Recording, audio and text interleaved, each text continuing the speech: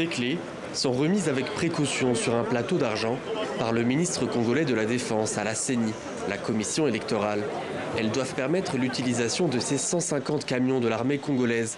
Stationnés pour l'heure dans le centre de Kinshasa, ils seront ensuite déployés un peu partout dans le pays, avec à leur bord le matériel électoral. Et au-delà du symbole, c'est avant tout pour le gouvernement congolais un moyen de rassurer la population. C'est là la volonté politique claire du président de la République de voir les élections prises en charge intégralement par le gouvernement de la RDC. C'est une question de souveraineté. Direction ensuite l'aéroport de Njili pour la remise officielle des appareils, volants cette fois. Hélicoptères et avions de transport, il faut dire que le défi logistique est de taille pour couvrir tout le pays. Mais pas sûr que cela suffise à rassurer tout le monde.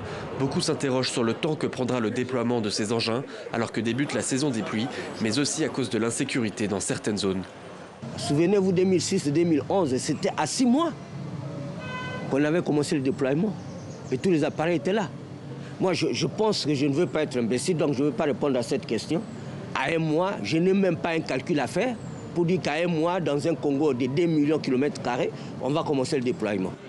Et au défi logistique s'ajoute aussi la nécessité de convaincre tous les Congolais de l'honnêteté des élections. Les machines à voter sont notamment au centre de toutes les attentions. L'opposition a mis en garde contre de potentielles fraudes durant le scrutin prévu pour le 23 décembre prochain.